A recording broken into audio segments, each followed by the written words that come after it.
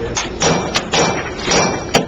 to order the Board of County Commissioners regular meeting for July 10th, 2014.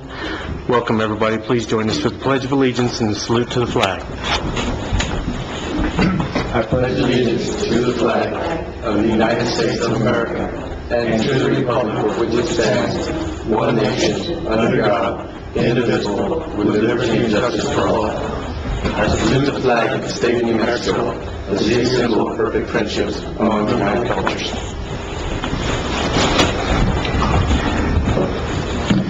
Everybody had time to, I'm going to do something first before we do the agenda. Some of you may know, some of you may not know that Abby lost her father Monday morning, and that's why she's not here today.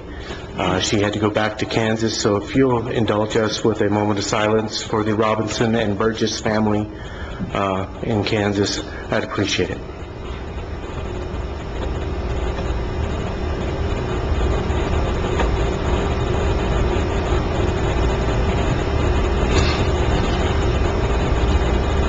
Thank you very much. I know that all of you all's thoughts are with Abby today in her with her loss. So, has everybody had an opportunity to look at the agenda? Yeah. Chairman, I would make a motion to approve the agenda as written.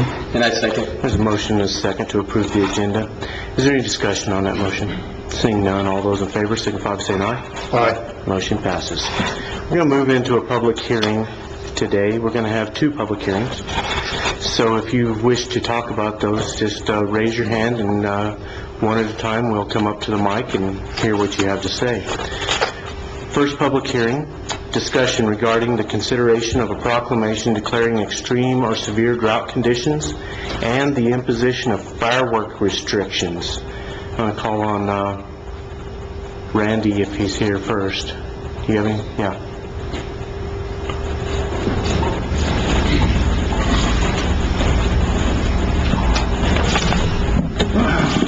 Thank you, Mr. Chairman. I put in your packet the U.S. Drought Monitor, which was released on July 8th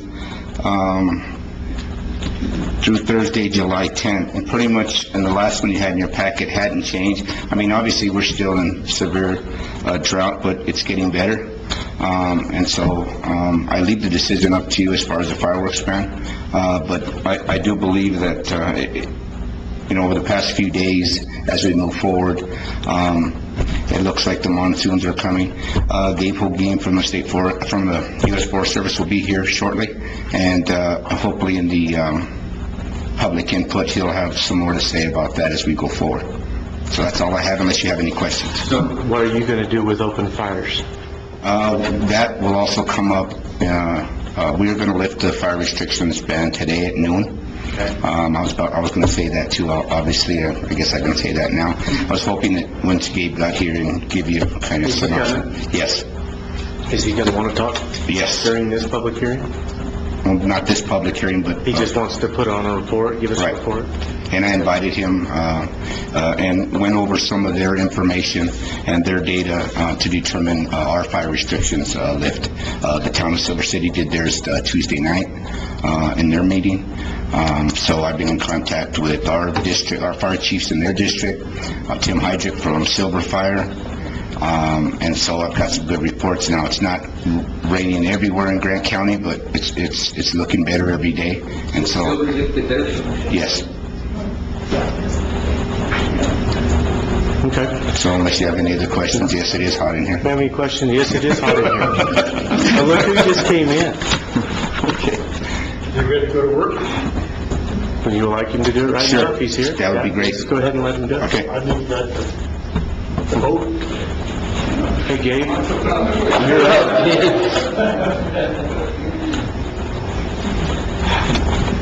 Good morning, Mr. Chairman, Commissioners. You were in the box waiting? Yeah. Now you're up. Perfect. Well, I just wanted to come here today and give you guys an update on where we were at with fire season here on the Gila National Forest. So we sort of are in our monsoon season, and the moisture hasn't been very widespread. I mean, it's still been somewhat spotty. But, I got a briefing from the National Weather Service in Santa Teresa just yesterday, or day before yesterday, and so the outlook is for the next 8 to 10 days, we're probably going to have above normal precipitation. So, but along with that, we're still going to have some lightning, of course, with these thunderstorms. And so we're still picking up fires on the Gila. That's why I'm late today. We just staffed a fire up by reserve with some smoke jumpers, and so things are still. We're in a transition period, I guess is the best way to put it. We're transitioning to where the storms are going to get wetter and wetter, and we'll see less and less fires. But right now we're sort of in our snag single tree fire season, which, all of them are caused by lightning. We've probably had about 30 fires over the last week.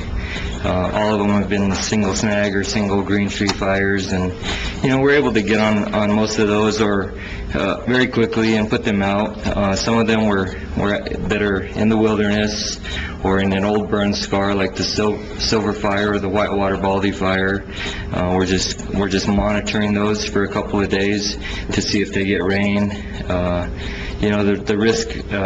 We kind of evaluate the risk versus gain on putting people on those fires with the potential for thunderstorms and lightning, and we take our people's safety very seriously, and so we evaluate that very closely, and so we several of those fires we haven't staffed because they're so far into the wilderness, and potential for them to even survive the next rainstorm is very, very low, and so we'll continue in this pattern for the next probably week or so, at least a couple of weeks, and until the storms get wetter, and then we'll just see where things go from there. I was looking at some of the outlooks that go further out, 8 to 14 days, 30 days out, and all the predictions from the Climate Prediction Center are saying that we're going to have above normal precipitation for at least 30 days. They're also saying that we are in a weak El Nino pattern, which means that there could be potential that we may have a wet, definitely a wet monsoon season, but potential for a wet period beyond that into December, which would be nice. So kind of with that, we came out of our fire restrictions on the Gila National Forest on Tuesday. At 8 o'clock on Tuesday morning, we're no longer in fire restrictions, and most of our neighboring forests are following suit with that. The ABRS and the Cibola National Forest and the Lincoln National Forest, they're all coming out of restrictions also. So things are starting to get nice and green out there. Okay. Any questions for Gabriel? Thank you very much for the report. We always appreciate you coming down and giving us some insight. Thank you, Chairman. You betcha. Okay, we'll stand for public input on this. Anybody that wants to talk, you get 3 minutes. Nobody? Okay. Then we'll move into the action item of approve or disapprove a proclamation declaring extreme or severe drought conditions and the imposition of fireworks restrictions, and that's for another 30-day period. Mr. Chairman, being that he is having spotted fires still and we're still fighting fires, I would like to see if we can still impose this for the next 2 weeks. Of course, this is a 30-day, but we do have the option to drop it next meeting, correct? Which is in 2 weeks? Didn't we leave that up to Randy? No, we left the fire restrictions up to Randy. I think this one says, I just We read did 30 days. this is a 30-day, I didn't see it. yeah, it's right here, right at the end. Oh, at the end? This is how we operate without a manager. He's just going to have to give us a little time. We got an old manager in the back of the room that might be able to answer that. But he's not on payroll, even though there's been some rumor of it. Right here on page 2.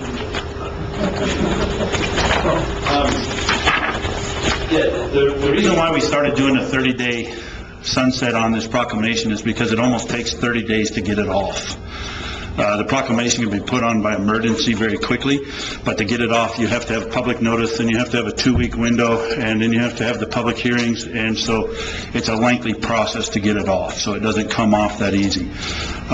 So that's why Abby started sunsetting it at 30 days, so that it would automatically roll off at 30 days, and if you wish to put it back on, you could do like you're doing today. So, Don, let me ask a question. Today's the 10th, and if we change this section 6, which reads, "This proclamation shall be effective immediately and for the period of 30 days, unless a subsequent proclamation is issued by the county, consistent with New Mexico State Statutes 1978, 62C8.1H. If we change that 30 days to 14 days, Well, I think if you choose not to renew this proclamation because of what you did with the fire management officer and the county manager gave him the authority to put on a fire ban and take it off, Randy... in particular the fireworks... I understand. Randy can put on a ban to have no open flame, and so there'll be a restriction based on fireworks because you can't light a firework without an open flame. And so a pug is an open flame, any ember, a cigarette is considered an open flame or ember. So he could actually put his restriction on if he needed to, if conditions got worse and they're not improving, as Gabe reported. If they started getting worse, he could put a restriction so there's no open embers at all, and so there'd be no way to light a firework. So if somebody lit a firework, they would be in violation of his ban that he's put on. So you can do it through another avenue. It just used to, before, we didn't have the ability to put it on that quickly through the fire management officer or the manager, so we always did it through proclamations. I'm going to go ahead and second the motion that Commissioner, didn't you? I did put it in the form of a Oh, it was a motion. Okay, go ahead and do that then. Mr. Chairman, I'd like to make the motion that we approve the proclamation declaring extreme and severe drought conditions and imposition of fireworks restrictions. And I would second that. My comment is that any of us that lived in the Southwest for any time, we like to try to depend on the weather report, but you can't always depend on that, and I'd rather be on the cautious side, just in case we have some problems. Like the rains we've had have been nice, but it hasn't been to the point that I think that it's going to make much difference as of yet. So to be on the safe side, I'm going to second that.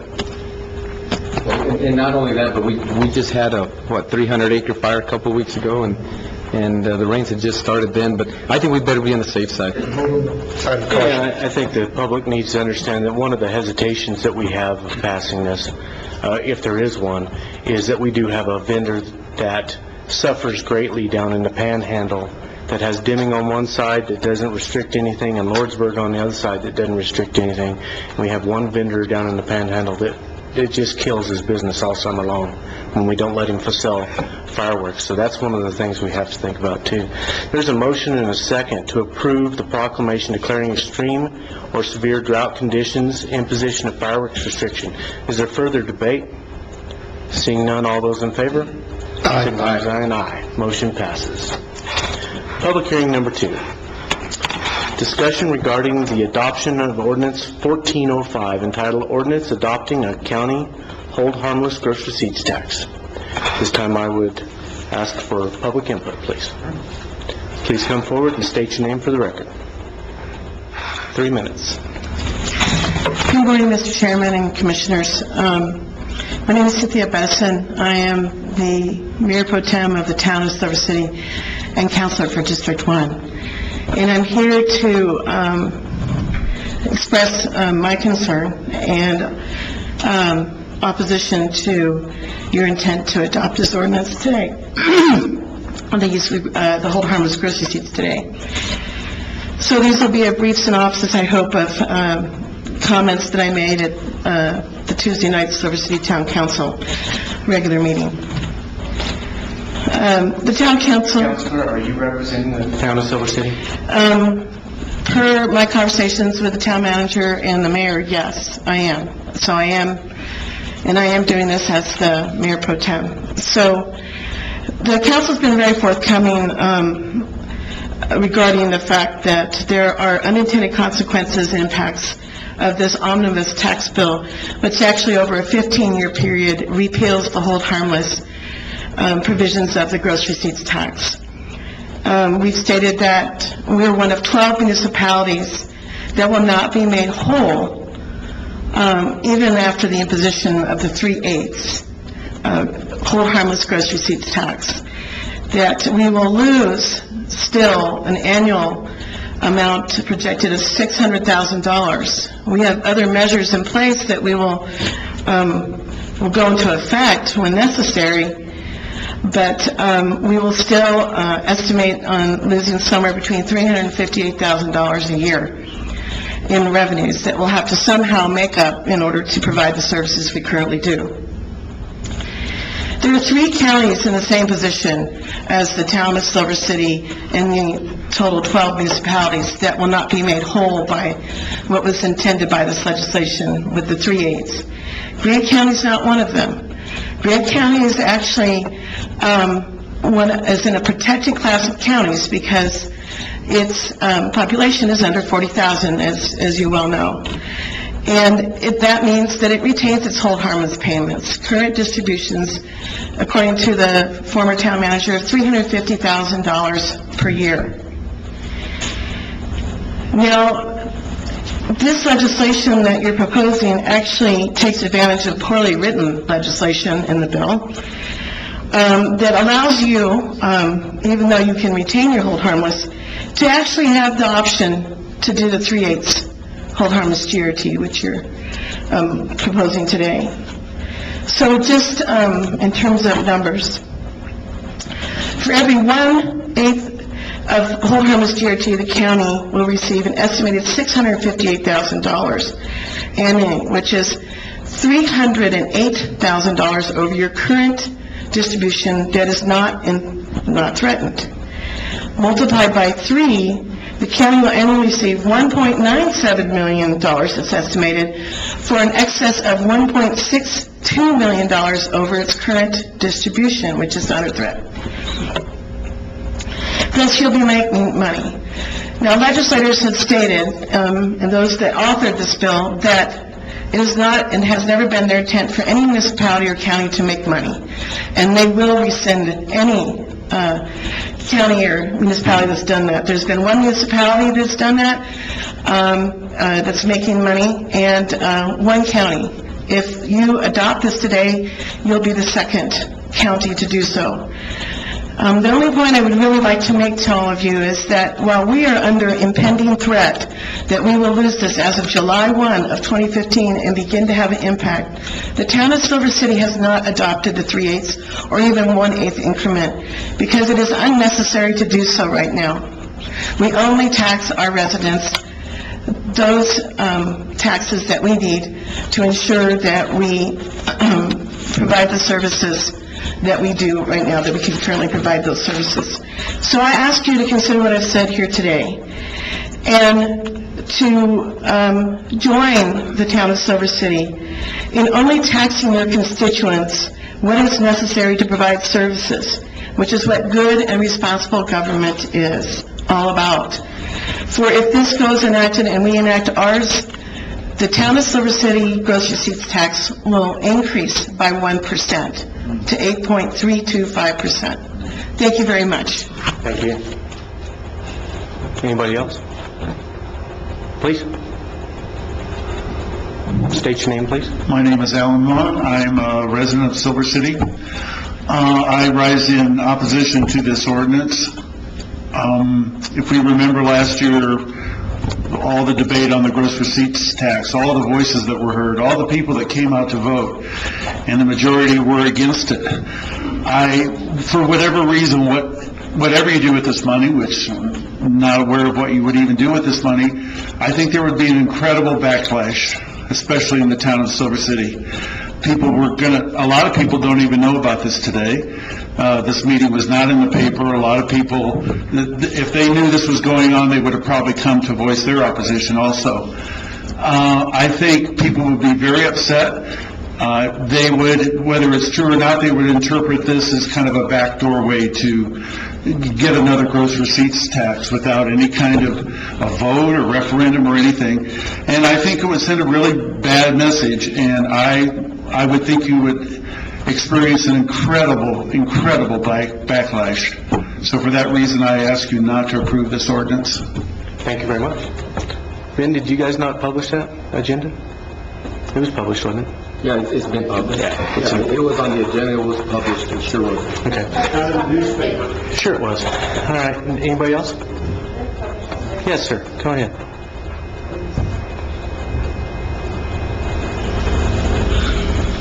My name is Scott Terry. I live in the county.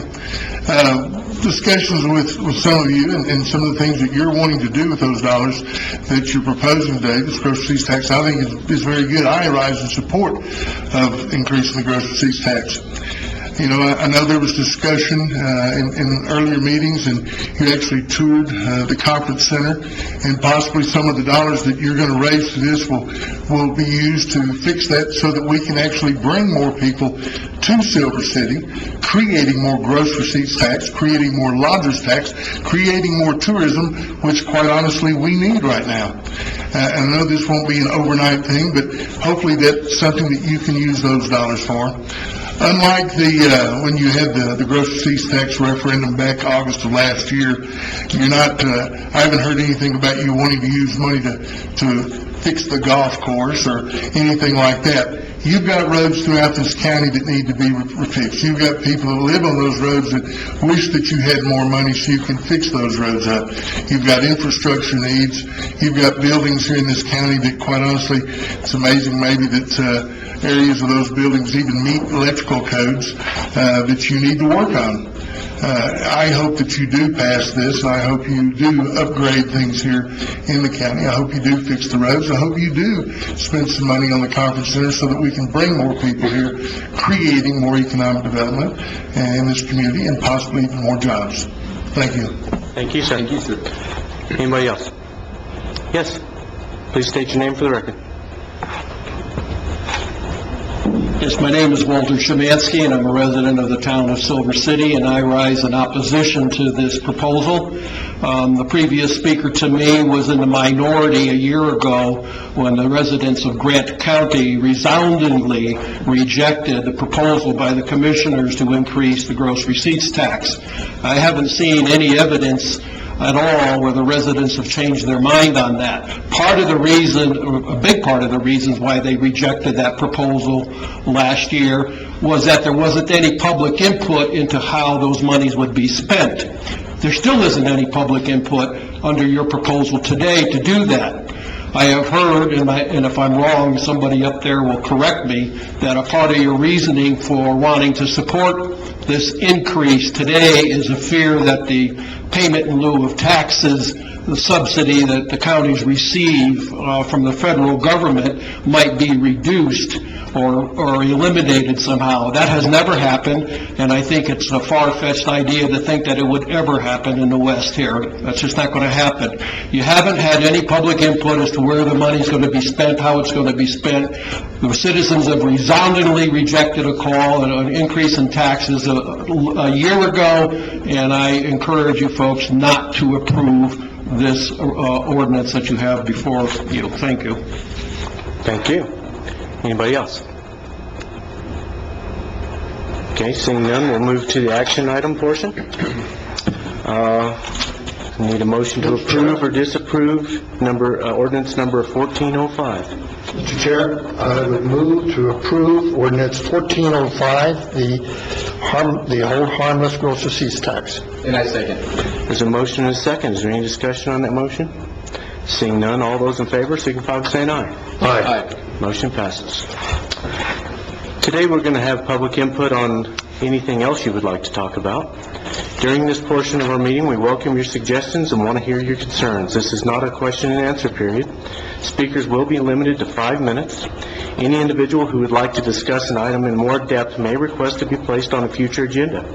Request forms are available in the county manager's office, so if anybody would like to have public input, come on up. Do we need to get you some help? Lori said if I'm right here, I'm... You'll just pull that mic down for her, maybe we'll... Welcome, Councilor. Hello, Commissioners. Good morning. My name is Guadalupe Pecano, and I am the District 1 City Council member from Silver City. District 4, excuse me. I'm from Commission District. The reason I'm here is to tell you thank you. Many of you know, the Town Council meets in this room, and for the temporary time being, probably for the next few months, I'm going to be in this wheelchair. So the county purchased this wheelchair lift and installed it before I came back from my surgery, and that has made this room very accessible for me, which I really appreciate very much. And I really want to thank Lori Ford from CAPS and Ed Robinson for their work on getting this done for me. Thank you. Thank you.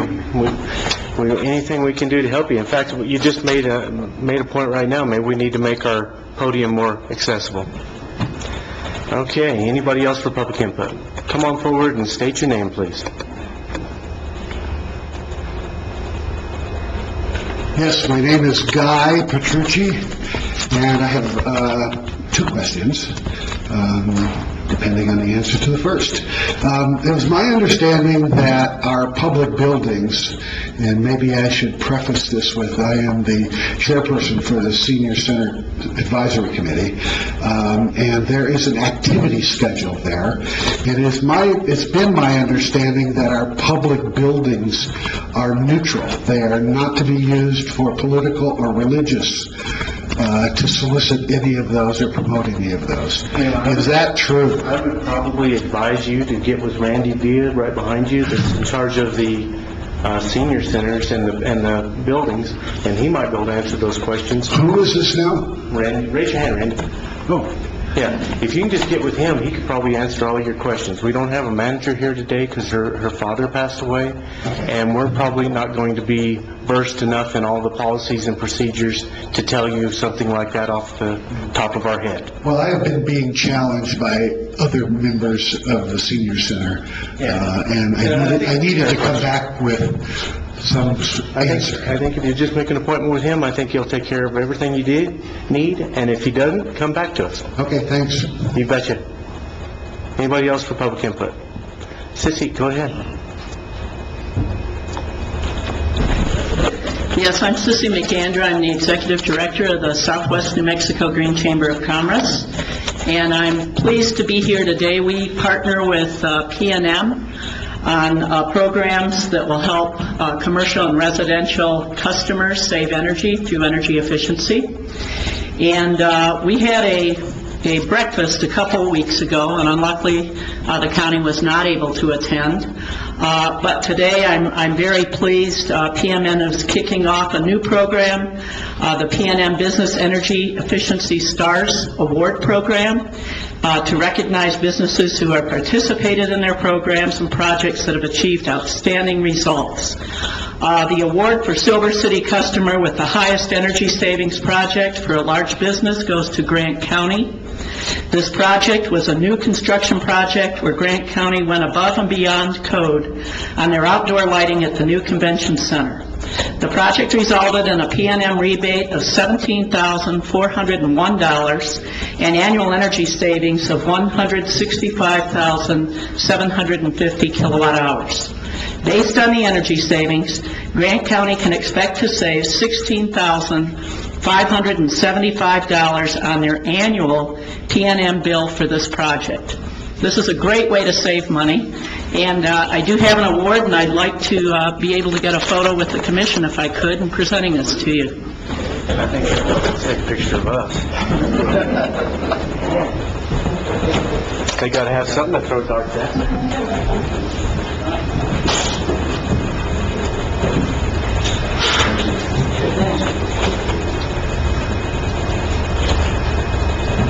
Thank you.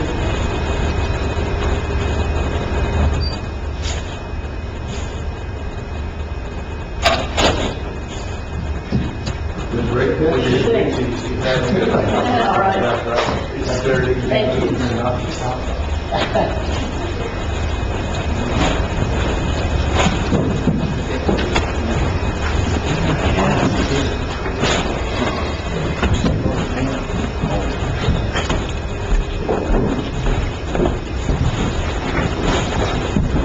think we have one more public input. We have one more for public input. Come on up. State your name, please, for the record. Commissioners, public press. I'm Marilyn Alcorn, and I am the board president for Silver Adult Care Services. I'm also one of your newly appointed Community Health Council members as the senior sector representative. And I'm here today with a concern about the closure or the impending closure of the hospice and home health services at the hospital. I fear that that decision is going to extremely negatively impact a certain sector of our population, which is our seniors population, who generally are the greatest consumers of those services. Our over 65 population here in Grant County is 23.5%, which is more than 1.5 times the state average of senior population. And we have many seniors having to leave our community because of lack of senior services. We've had a reduction of senior services over the years. We've lost a lot. The only that we really retain right now are our congregate meals and our transportation system. I've spoken to people that are working in those areas of hospice and home health, and even though the numbers in the paper talk about 60 patients, 20 veterans, 15, hospice people, the estimated impact is over 500 of our community members that are involved in these services that will be negatively impacted by that loss. And I don't believe, as the paper stated and the hospital believes, that the current provider that we have in town is able to absorb and make up the coverage for that loss of services. So I fear that there will be people who will be without service or without timely service. I'm already aware, I've been a consumer of the home health and hospice, and it's been greatly appreciated. And I know that there are people that are struggling with issues, elderly people who are waiting long periods of time, even as it is, to get home health services into their homes. So I'm hoping that the commissioners will look into the decision that's been made by the hospital, check some of the facts and figures. I also understand there's some fiscal things that have gone on. It's been rumored anyway, and that perhaps targeting that particular department is not the appropriate way to approach the problem.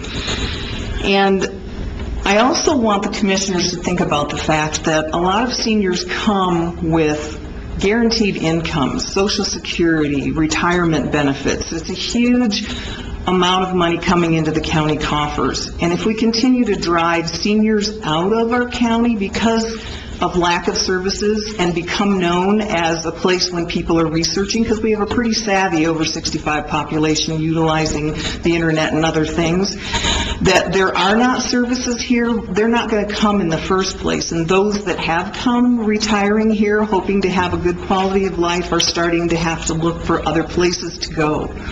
And so that would be my request, is that the county would look into that decision and just recognize the economic impact of it, besides the health and humanitarian, negative impact that is potentially going to come there. And also the fact that according to the statistics, in the next several years, New Mexico is going to be in the top 6 states in the entire country with the highest number of over 65 population. Thank you. Yeah, I would urge you to go to public input at the next hospital board meeting also. And I know that there are meetings already set up for tomorrow between commissioners and hospital administration. Thank you. Any further public input? Don't race to the mic now. He doesn't even have to do it in public input. Good morning, Mr. Chairman. Members of the board. I just want to, repeat what what I said about the fire restrictions, which is ordinance 4.2, lifting all fire restrictions by 12 o'clock this afternoon. Although if you look at the fire restrictions, and I apologize, that's the only thing I did not put in your packet, besides the map, kind of what Gabe had just mentioned. I got a lot of information from them, the upward trend in dew moisture stabilized in the mid-50s. The monsoon 2014 is currently flowing, indications of active El Nino setup, daily monsoon activity to be expected. But within the fire restrictions, there is item number 10, talks about fireworks, and your proclamation trumps that. So I just want people to be aware of that, to make sure that the fireworks ban is still in place, but all other restrictions have been lifted. But I still want people to understand that to make sure that they have some type of water source, depending on what they're doing, welding, and so forth and so on, just to be aware of that. It says that in the restrictions. I will get a press release out. I will try to get that on our county website. It will be put on our rural fire chief's website, and all other avenues, posted on our buildings, our county buildings, to make sure that people understand that the restrictions have been lifted, but that the firework ban is still in place. So unless you have any questions, I want to thank Gabe for coming. I know that with the Forest Service, a lot of information being given to us, and also Silver Fire, Tim Hydrick, the acting fire chief there, and along with our rural fire chiefs, I got a lot of information from them in their districts, and so that's what I'm basing all this on, lifting the fire restrictions. So unless you have any questions, that's all I have. Can you find the thermostat? Yes, sir, I can. I thought you might be able to. Thank you. Okay.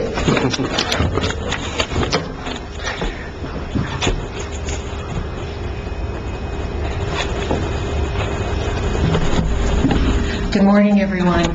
I'm Chris DeVolt, and I'm here this morning just representing the Grand County Community Health Council. And I wanted to first thank you for making the appointments. Our new members have received their letters, 2 of which are in the audience today. As you can see, we will have a very diverse and lively group, additional members. We wanted to let you know that beginning in August, we will be reporting to you under county departments on a regular basis so we can apprise you. So you'll come in during work sessions? Correct, yes. And let you know how the plan is proceeding in more detail, so there's more involvement for you. Please make sure we know you're in the audience, and we'll call on you. Okay, thank you very much. Last, we will be celebrating our Member of the Year this month, and next month, I hope to bring that person to you to profile for you, our Member of the Year for the Community Health Council. And that's all. Okay, Thank you. Thank you for your work. Any further public input today? Seeing none, we'll move on. Minutes. We went over the minutes on Tuesday. Did anybody have any additions? Move to approve? Mr. Chairman, I'd like to make the motion that we approve the June 26, 2014 regular meeting minutes. Second. Motion is second to approve the June 26, 2014 regular meeting minutes. Is there any discussion on that motion? Yes, sir. Seeing none, all those in favor signify by saying aye. We'll move into, motion passes, move into financial reports. We went over the expenditure report on Tuesday. There was no extraordinary expenditures. It's a normal month, or normal 2 weeks. Wish that was just a month. And can I get a motion to approve or disapprove the July 7th, 2014 expenditure report? Chair, motion to approve the cash flow, motion to approve the July 7, 2014 expenditure report. Second. And a motion is second to approve the July 7th expenditure report. Any discussion on that motion? Seeing none, all those in favor signify by saying aye. Aye. Motion passes. This is approve or disapprove the cash flow analysis report for May 2014, but Linda, since we have a new group of viewers potentially on the TV, can you go through that for us one more time? Thank you, Mr. Chairman, members of the board. Remove our jackets?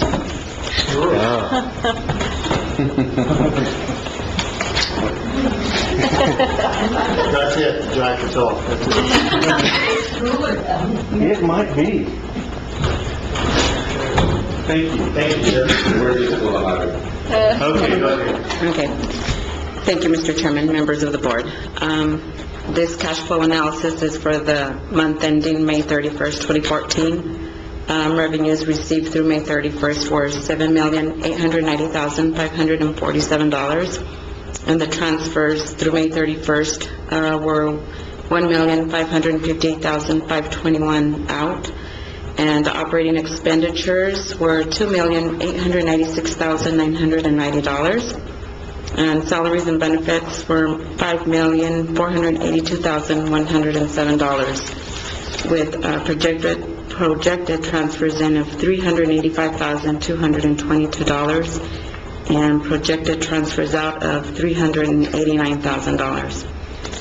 The projected revenues are $3,010,536 with projected operating expenditures of $419,635 with projected salaries and benefits of $501,270. This leaves a projected cash balance of $2,487,746 with a surplus of $380,404. For the road fund, the revenues year-to-date are $946,033. The transfers year-to-date of $502,715. Operating expenditures year-to-date $264,659. Salaries and benefits to date $1,188,389, leaving a cash balance of $262,005. The projected revenues through June 30th are $68,034. Projected operating expenditures of $89,351, and projected salaries and benefits of $104,691, leaving a cash balance of $135,997 projected at June 30th, with a surplus of $5,062. In the correction fund, the revenues to date are $863,709. Transfers year-to-date, $1,486,153. Operating expenditures of $654,298. Salaries and benefits of $1,831,056, leaving a cash balance of a negative $103,736. We have projections of transfers in of $300,000, projected revenues of $160,575, with projected operating expenditures of $116,855, and projected salaries and benefits of $182,635, leaving a total projected cash balance at June 30th of $57,349. Thank you very much, Linda. Can I get a motion to approve or disapprove the cash flow analysis? Mr. Chairman, I'd like to make the motion that we approve the cash flow analysis report for May 2014. Second. There's a motion and a second to approve cash flow analysis for May 2014. Is there any discussion on that motion? Seeing none, all those in favor signify by saying aye. Aye. Motion passes. New business, we have Lisa Jimenez here today, and she's going to provide us an update with the Nonprofit Resource Group in service of NCFC, which builds stronger nonprofit organizations from Grant County. Welcome, Lisa. Thank you very much. Nice to see you all, and I have a report for you. Perfect.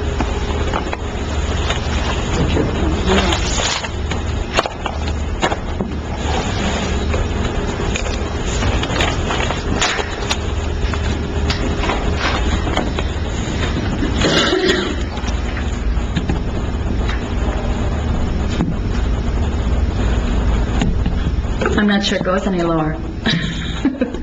That's all enough. There we go. Good morning, Commissioners, Mr. Chairman, staff, and members of the audience. My name is Lisa Jimenez, and I'm here with the National Center for Frontier Communities. Not a lot of people know exactly who we are. We are a national organization that is based in Silver City. We have been in existence. The organization was founded in 1997 in Ojosarco, here in New Mexico. And so that's 17 years ago that the organization has been advocating on behalf of nonprofit organizations, and particularly rural and frontier communities. The organization was founded really to make sure that rural and frontier communities have a voice with policymakers, particularly at state and federal levels. Now, I'm here specifically today to report on the activities of a program of NCFC called the Nonprofit Resource Group, which I manage. The NCFC is myself, Susan Wilger, Charlie Alfaro is the executive director, Susan is the program director, and I manage the Nonprofit Resource Group as a just over a half-time consultant. And so I'm going to talk about, we've been very busy. I'm only going to talk about some key highlights through the period of January 1 through June 30. And in your written report, there's a lot more detail there, so I'm just going to hit some of the key points. First, I'd like just to take a couple of quick minutes to explain to folks who really don't know what it is that we do, just talk about a little bit about what it is that we are. We are what I consider kind of a hybrid organization. We're kind of, I like to think of us as sort of a combination between a Green Chamber of Commerce, in that we advocate and support the sector as a whole, and also a consulting firm to nonprofits. Our specific goal is to build stronger nonprofits so that they can realize their missions and continue providing those important human and social services that we all depend on in one way or another. As many of you I know are aware, nonprofits, even the strongest nonprofits struggle with, resources. Rural communities, we are in one of the poorest, at least financially, poorest states in the country here. And nonprofit leaders tend to be what we call generalists. And that means, they, just like small businesses, they may have a tremendous passion for their mission and what it is that their organization provides to their community, but they may not have all of the skills necessary to really effectively manage all of the operations that any kind of a nonprofit organization requires. They may not have a dedicated development person, for example, who can write grants and be, looking for funding all the time, or maybe a dedicated marketing person who's out there making sure that people are aware of their services. So that's where we come in. We help to fill in those gaps. And some of the key specific services we do, we have an annual survey that we provide each fall, asking nonprofits what their needs are, and we use that information to design the workshops and trainings that we provide in a given year. And you have a summary of those survey highlights in your report. Many people I know are familiar with our curbside consulting service. We provide that every Wednesday morning for free. That's just on a walk-in basis. Anyone with a nonprofit issue can come in, ask us for assistance, and we do our very best to provide that help. And also, if people, I do want to be clear that if people can't make it on Wednesday mornings, we're also available, by appointment and also just by telephone, email, etc. And I guess one point about curbside consulting, I think one of the most important services we provide, and particularly with that, is that people who come in and thinking that they would like to create their own nonprofit, oftentimes rather than do that, because it is a large responsibility, we connect them with existing organizations. Or provide fiscal agency to them so that they don't have to create their own separate organization. We also provide what we call strategic consulting services, and this is really sort of the foundation of our program, and where the county support, along with the town of Silver City and the local budget of Freeport-McMoRan, come in, because the funds that we get from the county and from the town of Silver City and the Freeport local budget allow us to, it provides what we call our underwriting fund. So we're able to provide long-term consulting services to our clients at a very, very discounted rate.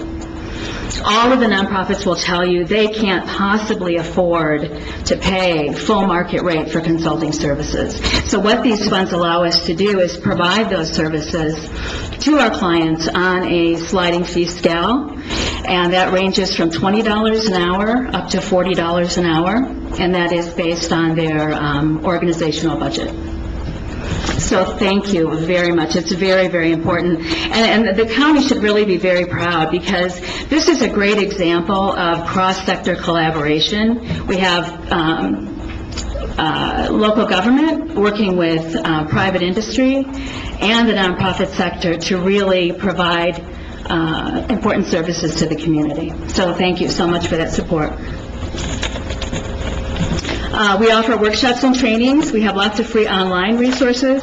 And I mentioned advocacy. You know, we really, we're working to bring the sector together and provide assistance to the sector as a whole. So, for example, many of you have heard me talk about the impact of the nonprofit sector on economic development.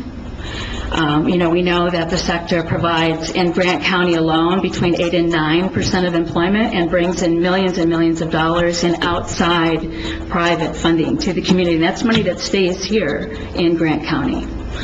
And I need some water. Rather than Marco Rubio, I'm going to put my water bottle up here on the podium. And then one other quick thing in terms of advocacy, this past legislative session, NCFC was instrumental in, there was a House bill, I believe it was 311, that passed through the House, installed in the Senate. And that bill is designed to create a study group in the legislature to look at ways to improve the state's contracting process with nonprofits, and we're hoping that we will have greater success with that this next legislative session. But that's an important step toward helping nonprofits in their contracting with the state. Okay, so just a couple of key activities to date from January 1 again through June 30. I mentioned the nonprofit survey. We had, I believe, 56 respondents, and you have the highlights there in your packets. We also, with a lot of help from the Grant County Community Health Council, the Gospel Mission, as well as Silver Sexual Assault Services, we were able to organize the very first Southwestern New Mexico Regional Nonprofit Conference. It was a very, very successful event. Thank you so much for providing the conference center to us for free. That's a tremendous help. We really had very limited budget for that event. And for the first time, we had 87 people who participated from around the region, primarily from Grant and Luna counties, but we also attracted nonprofits from Sierra and Catherine, and we're hoping to expand on that success for 2015. Participants were very, very positive about the 11 workshops that were provided and gave us a lot of really great feedback. Chris and I and Randy Sellers from the Gospel Mission and some other folks will be meeting at the end of the month to start planning the 2015 conference. And that conference, by the way, it's, you know, in addition to being an opportunity for workshops and training for nonprofit organizations, we're also looking at that as a potential economic development event. We'd like to piggyback that. The conference was held on a Friday. We'd like to find an event that we could perhaps piggyback that onto, so that we can get people staying overnight, going out to restaurants, et cetera, and spending more time here in our lovely community. We were involved, of course, in the Give Grande event. We helped organize that as well as promote that. That raised almost $57,000 for the 40 participating nonprofit organizations here in the county. Very successful event, particularly for the first time. We assisted the United Way of Southwestern New Mexico in reviewing Grant County proposals and making recommendations to their board of directors for funding for our local nonprofits. Curbside consulting, I mentioned. In the time period, the last 6 months, we've provided 50 individual consultations. So those are 50 unique consultations to individuals with our strategic consulting services. And again, that is our sort of the foundational service, I think, that we provide. We begin with an assessment with all of our clients to help us understand not only their strengths, but also the areas in need of, where they need some assistance. And so it's all, and that assessment, by the way, is provided for free. And we're the only, we are the only organization, believe it or not, in the country that is doing, that has this type of business model, supporting nonprofit organizations in this way. I mean, there's thousands of consultants out there in the United States, but there's no other organization that is specifically providing services and specializing in rural and frontier. There'll be consultants from an urban area that may venture out into rural, but they take with them their urban perspective and their urban models that don't necessarily fit rural and frontier environments. So that's why this work is so very important. Our current clients right now are, one is Guadalupe Montessori School. Many of you are aware they're going through a leadership transition in their organization, and we are supporting them and working with them through that. We're also helping them with some financial management and QuickBooks training for new staff members there. And to date, so in that 6-month period, we have provided Guadalupe with approximately 70 hours of consulting services. We're also working with LifeQuest. LifeQuest has been with us for quite a while now, and they credit us. Evangeline Zamora has said that she credits our organization with creating a strong business model that will serve their clients well into the future. Right now, we've been working with LifeQuest on some grant writing and resource development, as well as developing a strategic marketing plan for them. And our hours to date with LifeQuest in that 6-month period are 46. And then finally, we are going to be working with Literacy Link Leamos to create a new website for them now that Mary Beth has become the new manager there. So we're very excited to welcome her to the community from Albuquerque. And then while we're doing this, of course, we're building all of our own internal capacity. We're a fairly new organization, so we're working on our business model. We've just finished our website, which is nresourcegroup.org. There's lots of free online resources for our nonprofits. And that is also where we want to create a sort of a nonprofit information hub, if you will, where nonprofits, if they have job openings, if they are in need of volunteer services, board member vacancies, that kind of thing, we are in, that's an opportunity for them to communicate with the larger community. And we also do those kinds of, we also provide regular blog posts to that to keep them up to date on, new developments with the IRS, for example. There's a new process for actually creating 501c3s, which is much simpler now, thank heaven, and less costly. So those kinds of things, those developments, we like to share via the website, and also with email blasts and that sort of thing. So with that, unless there's any questions, you have some further detail in your reports, and you know where to find me if I can be of any assistance. I would ask you, as you're out in your districts, keep us in mind, and if you're working with nonprofits, be sure and let them know of our services and send them our way if we can be of help. And again, I just want to thank the county very, very much for your support. It's a very important, we're all in this together. We create our community, and we have a fabulous community here.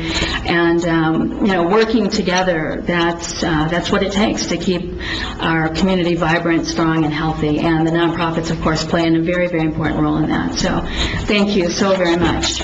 Thank you, Lisa. Does anybody have any questions for Lisa today? I don't. I think you're off the hook. Thank you. All right. Thank you, Lisa. Next, we have W&M Communications, and they're going to discuss an easement from the county for a 15 by 15 electronic site at the Faywood Fire Station. This would provide broadband service to approximately 25 residents. And I was mistaken. I thought this was an action item when I spoke to you earlier, so I've let Randy go. But if you want to get up and do your presentation, this would be the time. Yeah.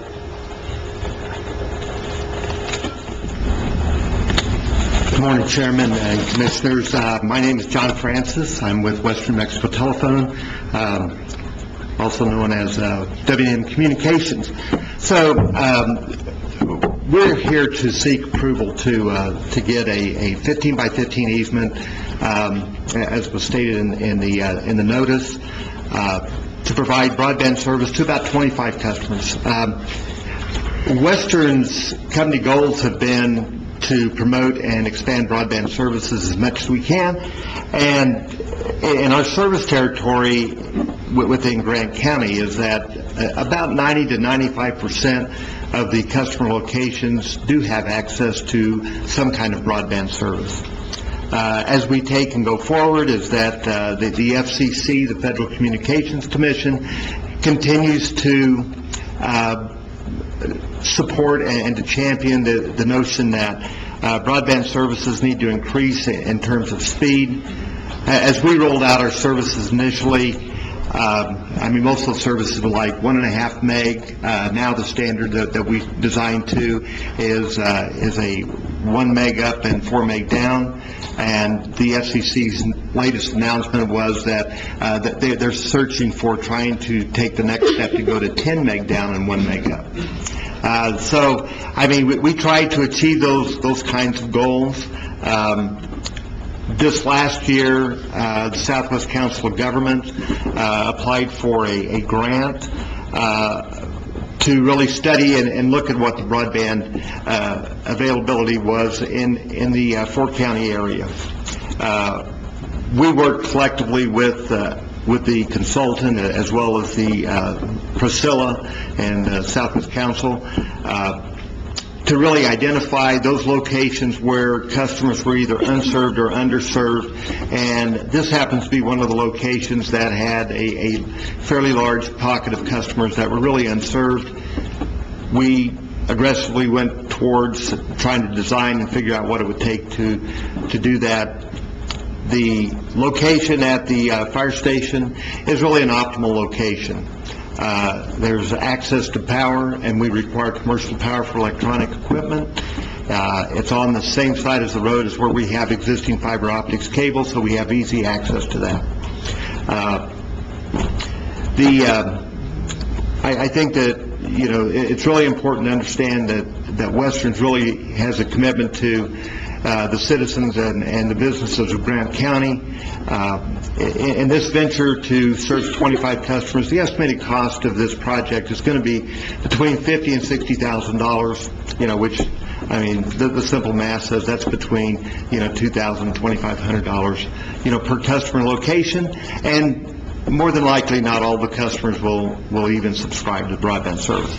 We think it's important to improve that infrastructure. It's important for the citizens, important for the county as well as the company to be able to do these kinds of things. So I guess I'm asking for your support and to obtain a permit at that particular location. And I'm not exactly sure how we do this, whether we do it through a lease or we do it through so what I'm going to do with concurrence of the commissioners is I'm going to give this to the planning department to research for the proper way to handle this and get it back to us on an agenda item so we can approve whatever it is. And I'm going to refer it also to the fire management officer to get in touch with the Faywood Fire Station chief and get concurrence from them on allowing this to be done. If you guys are okay with that? Sounds good to me. Sounds good. Is Priscilla anything to say? I don't know. Yeah, please come on up. Thank you. You bet you. Thank you, John.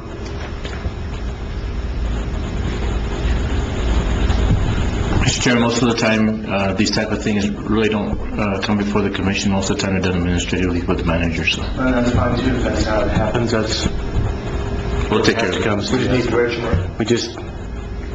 I think we should do it, and if we have to approve it, then we will. Okay. I just know it's not for approval today. Mr. Lucero, do you have anything to add since you helped out the car? All right. Okay. All right, we're going to move to item F. Sissy McAndrew is going to be presenting the fourth quarter 2014 Visitor Center and Tourism Report. Good morning, Sissy. How are you today? I am doing just great. How are you? Good. Cooling down a little bit. Yes. I'm very pleased to be here today. This will actually be my last report to you on on the Visitor Center, as the Arts and Cultural District is requested to take over that facility. And as of July 1, I'm pleased to let you know that they have maintained the staff that we did have and the volunteers that we did have for a smooth transition. So in the future, they will be providing you with the quarterly reports. We have our graph here of the, and it looks like we're going to have a little bit of a challenge here with things being cut off. But visitation has continued to go up. We're very happy about that. And of course, one thing that I want to note to you, when we look at July, we actually only have 2 years of data there, because we took over the Visitor Center in August. And so we basically do have 3 years of data as of an August date, August 1st, but we continue to see that we have had an increase. Hold on a moment, please. I don't know if we can move the projector a little bit and get a little bit more of the right-hand side of that or not. But one thing that we do provide you with is letting you know where our visitors come from. If you can just move that projector a little bit more so that we're, I don't know what's going on there. All right. Community Access Television and I actually had this working a little while ago, but I will go ahead and read off the figures that are over on the right-hand side that are presently cut off. But for Silver City and Grant County, and this is for the fourth quarter, 7% of our visitors have been more or less local people, 20% from New Mexico. And when we look at the southwest part of the state, southwest part of the country, Arizona, California, Colorado, and Texas, 36%. And this is where a lot of the advertising is going on right now. When we talk about Sunset Magazine, that's actually a regional publication. So we're getting the responses we would expect to see. This is showing us the top 10 states, New Mexico being number 1, Arizona number 2, and there is a lot of advertising right now, both from the county and from the Silver City Lodgers Tax to the Arts and Cultural District.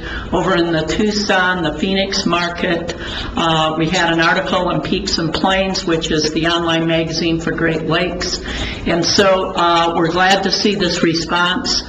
This is where people can drive in 3 or 4 hours, and we are encouraging them to spend the night.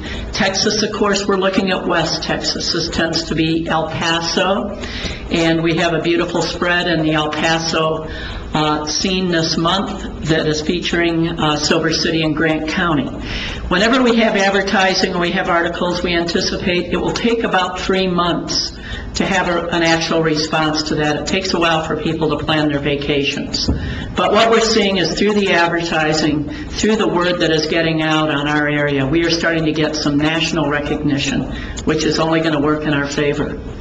Another thing that we're pleased to show you, this is the number of nights that people are staying. So when we look at the fourth quarter, we're seeing that those numbers are going up.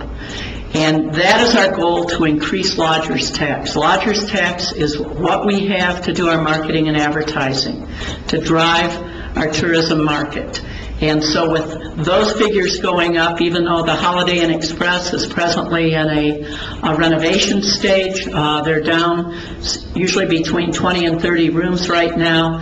Occupancy there is staying stable. We're seeing more people staying in historic downtown right now at the Murray and also at the Palace.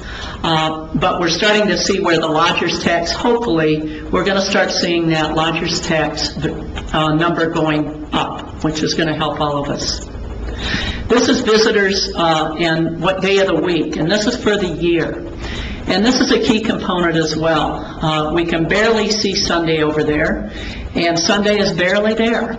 Although we continue to try to talk about trying to get businesses open on Sunday, perhaps this is where we need to recognize that we're part of Mexico, that our culture is we have a Hispanic population, we also have a Catholic population, that Sundays are not going to be a day when businesses tend to be open. They need a break, especially the small mom and pop shops. So we need to look at the data, we need to talk to those businesses and figure out, do we start marketing that Sunday is our day of rest with family and friends, a great day to go up to the cliff dwellings or go to the museums. We need to figure out what to do there because our numbers are continuing to be down on Sunday. Commissioner Hall, this was something that you had asked us to present to you, and I do have a copy of these graphs that will be distributed to you afterwards. But this is looking at visitation and special events. And what it's actually showing us is that we don't really have an increase when we have special events. And the reason of that is, like the Arts Council, when they have events, they do such a great job marketing. People know it's over in the park. Or the Gem and Mineral Show, people know it's over at the Convention Center. We don't tend to get people coming into the Visitor Center asking us where the events are taking place. Where we're seeing those spikes is the 4th of July, where we have the restrooms open for people during the parade, or the Clay Festival, or the Gila Bird and Nature Festival. We're opening the Visitor Center at 7 a.m. when tours are starting at the Visitor Center, so that we're providing support of the facilities, the restrooms, and so on. So as far as the events, we don't, in the Visitor Center, actually see an increase unless we're providing an additional service. The top 10 attractions, especially for the county, the number one continues to be the Gila National Forest, the Gila Cliff Dwellings. We have, of course, had some impact of people that have wanted to go up to the catwalk and wanted to go up to Mogollon. They don't tend to be, that's usually a secondary destination. Normally, they're looking to try to get up to the Cliff Dwellings and the Gila National Forest first. The downtown area, the museums. I have not gotten the data from the Silver City Museum, but the WNMU Museum is up 5% this year in visitation. So we do have people, and especially with the information that's getting out about the special exhibits at the Silver City Museum or the Nan Ranch exhibit over at the museum, we're starting to see people coming in specifically to see those different exhibits. Our number one means of people coming here still is word of mouth. So as we have visitors coming in and just raving about what a great place we have, we ask them to go carry that message forward. There's also a lot going on with social media, 101 things to do in Silver City and Grant County, and now the Health Council has picked that up for youth. We're really trying to let them get the word out. That tends to be a little bit more valuable to people than reading an ad or even reading an article. So we'll continue to promote that. These are the types of publications that advertising dollars have been spent in. As far as the national advertisements, we have not been doing as many of those because the rates have just gotten exorbitant.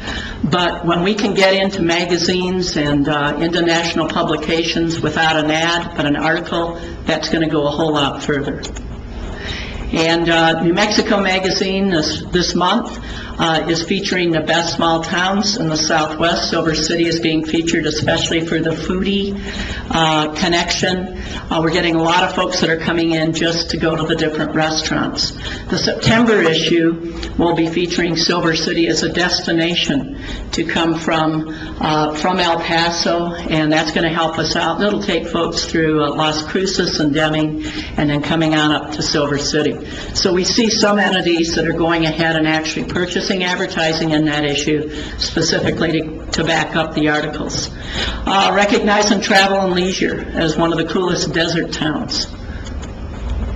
And this is looking at the visitation data on a quarterly basis, and as you can see, it has continued to go up each quarter, and this is exactly what we're hoping to have happen. And when we look at it, we are up 9% last year in the first quarter, 12% the second quarter, 24% the third quarter, and I'm I'm getting over here, 6% the last quarter.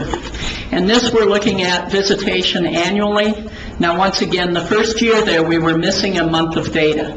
So that pretty much would have been fairly equal with our second year of visitation.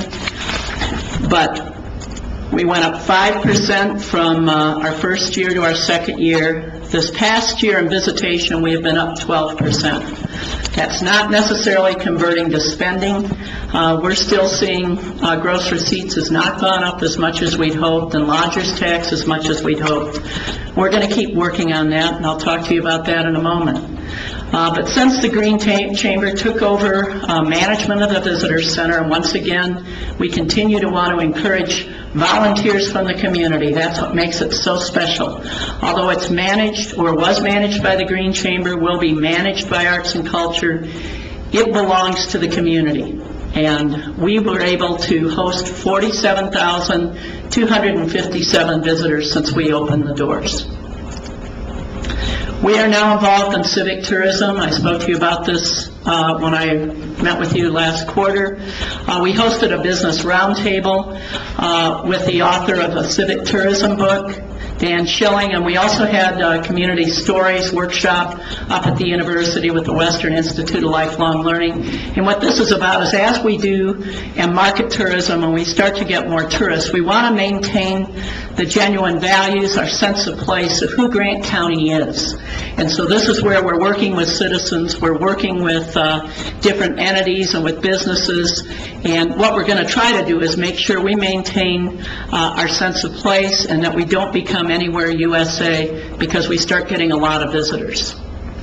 I was going to talk to you about our future now. We have moved into a vacant downtown storefront in the El Sol Theater, and we will be working with Main Street to try to fill the other vacant storefronts.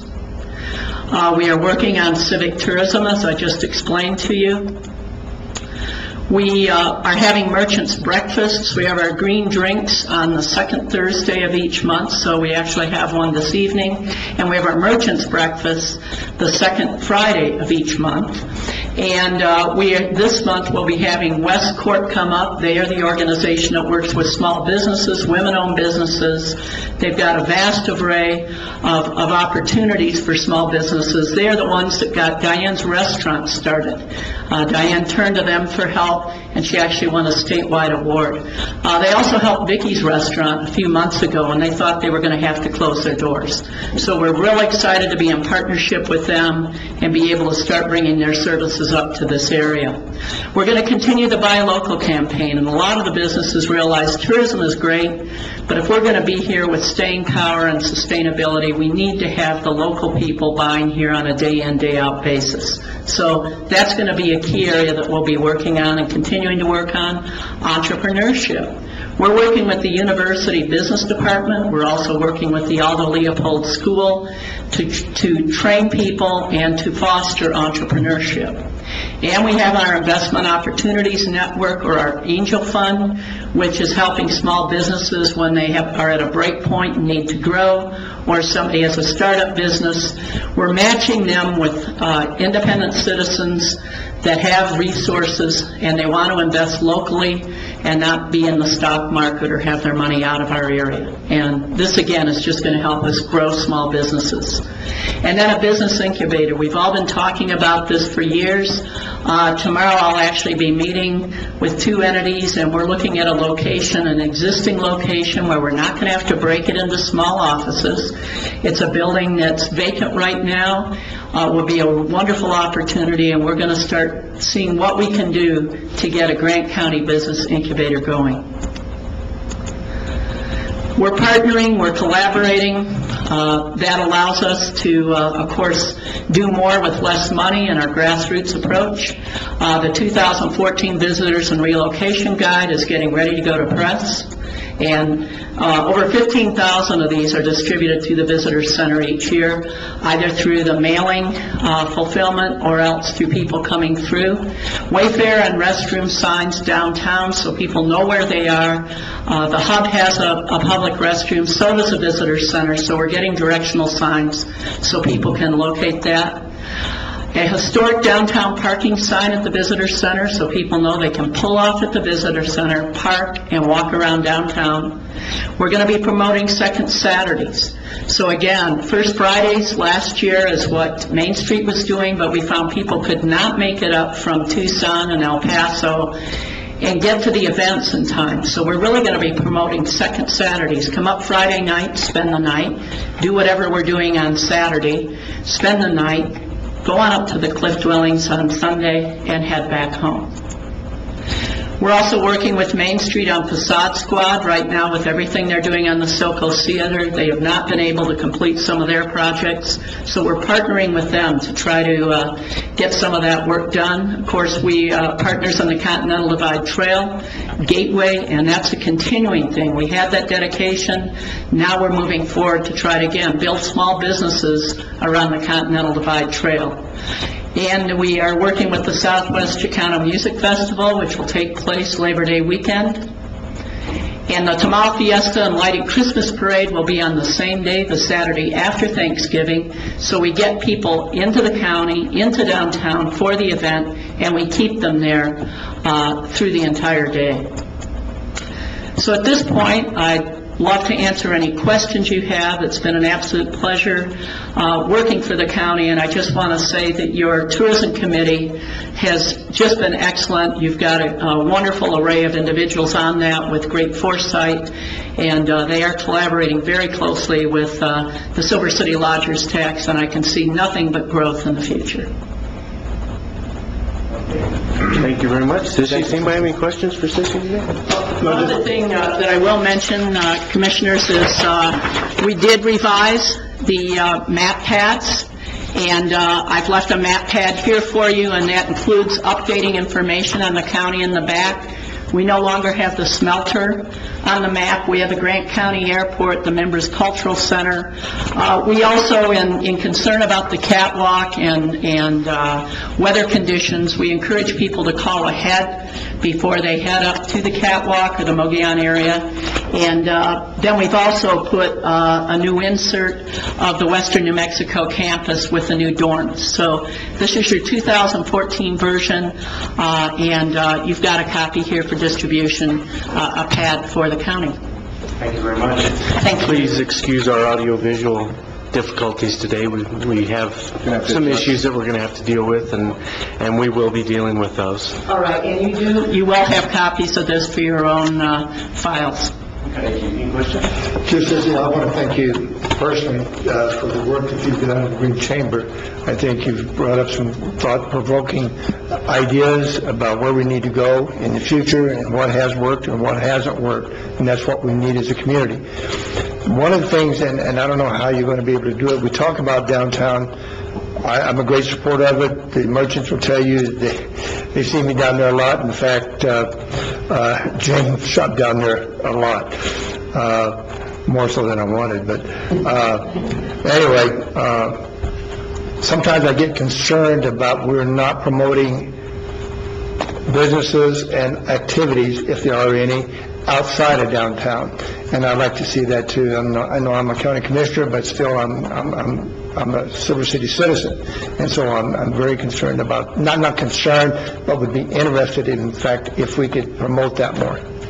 I agree with you, Commissioner, and one thing that we're also doing through our Merchants Association is whenever we have street closures or we have special events, we're going to be sure and get that word out to everybody so businesses maybe can tie into something. And, even the Gem and Mineral Show, I mean, there's a lot of opportunities for businesses to tie into events like that. So we're trying to hear from the merchants what their concerns are, and without other organizations, they're trying to influence them. And so we do encourage other businesses to call us. We're always there. We want to come out and meet on you one-on-one. And of course, we do have in-house expertise, and with Westcorp, we'll be able to try to meet those independent business needs. Yeah, our conference veteran center, I know that a lot of events are being put on out there, and I would like to see those promoted. because there are activities that are going on outside of downtown. Well, and I think the thing too is getting those over to Arts and Culture so they can get up on the website. We still have a problem with communications and everybody getting the word out.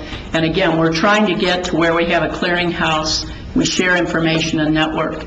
But we need everybody to let us know what's going on. Thank you for all your hard work. I have another question, though. I noticed when you plotted it by event, Yes. I didn't see the Blues Festival, the rodeo, or the bike race on there. Well, that's because when we were plotting things in the visitor center, we actually took where people wrote in what events they were here for, and they didn't even write those events down. So that's where I was mentioning the Blues Festival. People already know it's over at the park, so people may come in and we'll mention to them, oh, did you know this was going on? But they're not putting down in the visitor center that they're here for the Blues Festival. Even though it's there that Correct. Okay. Correct. So, and I think Those are our three biggest by far. Yeah, and Commissioner Hall's question last quarter, I mean, I really thought we were going to see a direct indication of that, and we're not. So, and you introduced a lot of new things that the Green Chamber is going to do. Is the mission of the Green Chamber changing? Or are you staying the same? We started off, and it was local foods, local jobs, and local investment.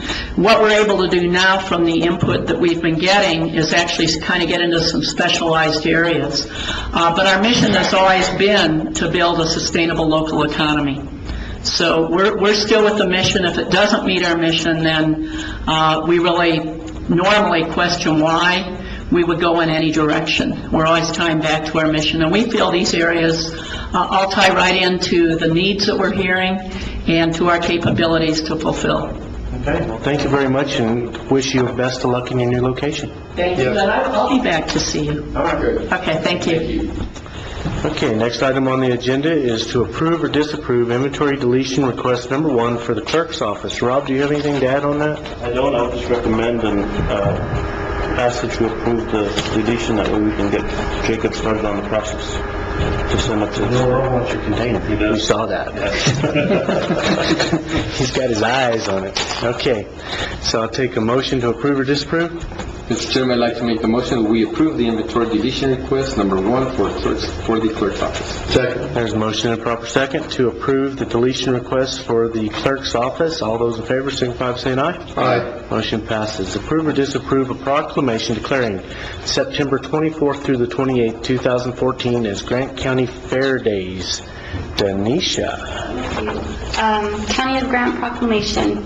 Whereas the Grant County Fair has been serving the community for over 61 years, and whereas the hallmarks of the fair are education, celebration, and tradition, and the Grant County Fair has stood strong in its dedication to the presentation of quality, family-oriented education and entertainment. And whereas the Grant County Fair promotes our community and its resources, and has been showplace for the arts and talents of local residents of all ages and abilities. And whereas 2014 marks the 66th annual Grant County Fair, which will be held on September 24th through the 28th, 2014 at the fairgrounds located in Cliff, New Mexico. And whereas all Grant County residents and visitors are encouraged to attend and participate in this year's fair activities. Now there be it proclaimed by the Grant County Board of Commissioners that September 24th to 28, 2014 be declared as Grant County Fair Days. Thank you very much, Denisha. I know we have a representative in the building. Mr. Lawyer, would you like to come and say a couple things? I know you would. Come on up. You don't have to sneak up here. You can... Good. We didn't come to hear one. No finance reports, please? I hear your old job's open up at the university. Have you applied? No, I'm not.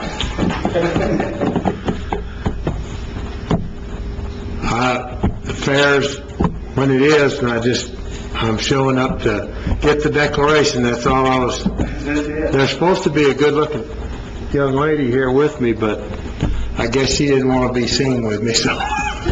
Tammy Hooker was supposed to be here too, so. That's not what he'd have said if he wasn't mine. Well, then let's go ahead and get a motion to approve this, and we'll come down and get a picture taken then. Mr. Chair, I'd like to make a motion to approve the proclamation declaring September the 24th, 28th of 2014 as Grant County Fair Days. There's a motion and a second to approve September 24th through the 28th as Grant County Fair Days. Is there any discussion on that motion? Seeing none, all those in favor signify by saying aye. Aye. Motion passes. I would like to thank you for all the work that's been done out there. We're ready to go.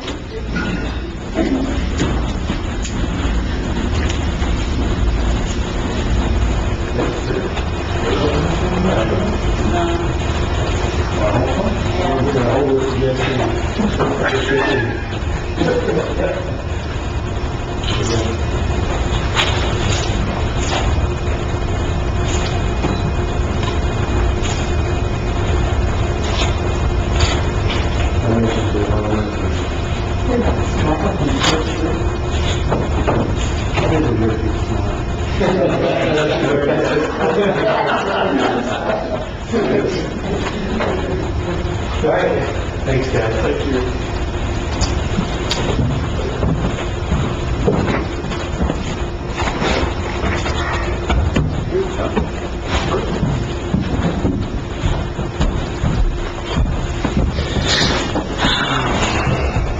Just one thing on that, I would just like to see or have people understand it's a great activity out there on these fair days, and to encourage it, to take your children, your grandchildren, your neighbor kids, and everyone out there and have fun, because it is a lot of fun. Absolutely. And I second that. The chair and his family will be out there. Even by the second day, you see him and he's washed out and tired and... Yeah, kids will wear you out. All right. Approve or disapprove the acceptance of dedication for the following right-of-ways for public use in Loma Verde Estates subdivision: Ventana Drive, Loma Verde Drive, Alcorn Drive, and Corto Drive. Anthony, you have anything to... you don't have to. I'm just saying, okay. Well, we've been going through this for, about a year and a half? Yes, sir. All of us are very familiar with these roads, and that the people have, so... Mr. Chairman, I would proudly recommend, or would like to make the motion, we approve the acceptance of dedication of the following right-of-ways for public use in Loma Verde Estates subdivision: Ventana Drive, Loma Verde Drive, and Acorn Drive, and Corto Drive. Second. There's a motion and proper second to accept dedication of the roadways Loma Verde, Ventana, Alcorn, and Corto Drive in Loma Verde Estates. Just to make sure everybody's clear, this is accepting the roads as public right-of-ways. This is not accepting the roads as maintained roads. We will start the process just like we did with the Viva Santa Rita subdivision of a assessment district, and we will start working on getting those roads all up into county specs, and at that time we'll take them over as county maintained roads. So I have a motion and a second. Any other discussion? Seeing none, all those in favor signify by saying aye. Aye. Aye. And everybody ought to be rejoicing out there in Loma Verde. Long time coming. Item J is appoint Emily Gokovich to the Food Policy Council. She's met all of her qualifications. So, take a motion. Chair, I would make a motion to appoint Emily Gokovich to the Food Policy Council. I second. There's a motion and a proper second to appoint Emily Gokovich to the Food Policy Council. Is there any discussion on that motion? Seeing none, all those in favor signify by saying aye. Aye. Motion passes. Move to contracts. Under K, this is an approve or disapprove an amendment to the food service contract with Summit. We went over this with the interim manager and the detention center administrator on Tuesday. Mr. Chairman, I'd like to make the motion that we approve the contract amendment to food services contract with Summit. Second. There's a motion and proper second to approve the amendment to the food service contract with Summit. Is there any discussion? Seeing none, all those in favor, signify by saying aye. Aye. Motion passes. Resolutions. Approve or disapprove Resolution R-1333. This is declaring July 14th through the 18th, 2014 as New Mexico Hunger Week. Chair, motion to approve Resolution R-1433 declaring July 14 through 18, 2014 as New Mexico Hunger Week. Mr. Chairman, I'd like to second. There's a motion and a second to approve Resolution R-1333. Is there any discussion on the motion? Yes, come on up. What's your name? Newcomer to the community. Good morning, and I just wanted to speak a little bit. I'm the person that's involved in the Summit to End Hunger in New Mexico, and that's one of the activities through the Council of Governments. And therefore, this is why I brought this resolution forward. It was my intent to have every local government support ending hunger in New Mexico. And I just wanted to give you a few statistics for Grant County specifically, so that we can just entail what a great need it is in the state and in our region. First of all, child hunger is ranked number 1 in the state of New Mexico. And then approximately in Grant County alone, we are actually preparing 325 backpacks weekly to assist families and kids within the 2 school districts. And so that is a tremendous amount of backpacks going up to help these kids in our communities. In addition to that, in the food pantry itself, I am a member of the volunteer center as well, and there's been a 100% increase in people coming to the pantries in the last year. So it's not uncommon anymore to see people that are working people coming to the pantry, actually coming for food items because they're just not making it with the incomes that they have currently. And also, we're serving approximately 1,000 families a month with these various programs that the volunteer center actually promotes. And then I think one of the things that's kind of near and dear to me among the children as well as seniors is that Grant County is one of the counties listed as one of the highest of having senior hunger. And so for those of you who know me, when I first started my career, I worked with senior citizens. And so for me, it's difficult to see seniors at a point in their life where they are now having to find food to eat at this point in their life. So I just wanted to share some of those statistics as to what we're facing as a county, as a state, and that's part of the reason that I'm involved in trying to end hunger in New Mexico. The resolution, once it's approved, will actually be posted at the summit, which will be held next week on Thursday and Friday, and Senator Morales will be speaking on behalf of this area as well about the needs for ending hunger in New Mexico. And if I can answer any questions for you, I'd be happy to. Any questions for? I'd just like to add that, as a county commissioner, I'm proud of the county in that we recently just opened up the exhibit buildings as a commodity distribution center. So I think we've seen the importance of it, and it'll be a better building for them and larger so they can participate. Anything else? No. Thank you very much, Priscilla. Thank you. Okay, we have a motion and a second to approve or to declare July 14th through 18th as New Mexico Hunger Week. Is there any further discussion? Seeing none, all those in favor signify by saying aye. Aye. Motion passes. Approve or disapprove Resolution R-1434, approving the publication of notice of intent to adopt a gross receipts tax bond ordinance. Mr. Chairman, I'd like to make the motion that we approve R-14-34, approving publication of notice of intent to adopt a gross receipts tax bond ordinance. Second. There's a motion and a second to approve R-1434. Is there any discussion on that motion? Seeing none, all those in favor signify by saying aye. Aye. Motion passes. Approve or disapprove Resolution R-1435, approving reassignment of members to the Area Transportation Authority Board and the Grant County Water Commission.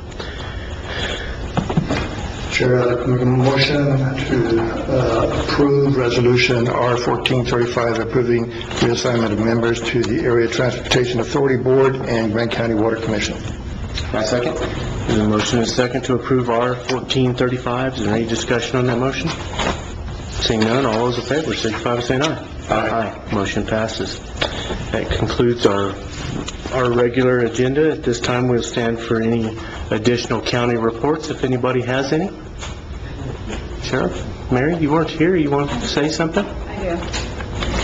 Chairman, Commissioners, as you all know, Violet Villegas is retiring, and I'm really happy for and excited, but at the same time, I'm very sad because we're losing a lot of knowledge and experience with Violet. I want the people of Grant County to know that they still can come into our office. We'll do the best to help them with any mapping questions, and I want to wish Violet well with her retirement, and hopefully she'll enjoy it. Thank you. Thank you, Mary. Thank you for bringing that up. Okay, anybody else? You? No, just, things are going good. I think the county's moving in the right direction. I know that we've got a lot of things to get done. We've got a lot of projects going, and hopefully we can complete and get started on some of the others. Yeah, I was thinking this morning, whenever I decided to run for this office, well, I was told by several people, oh, don't worry about it, they don't do much. Holy mackerel. Almost every day of the week. I mean, it's a meeting or something else, and I'm really excited about it. It keeps me involved in the community, and I'm just so proud to serve the county and be a part of it. So, thank you. Thank you. I don't think I have a report today. We've had a lot of full agenda. We are going to do interviews for the next 2 days for county manager. That decision will be made in an open meeting on the 22nd. Otherwise, they could look for the plume of smoke, right? Yeah.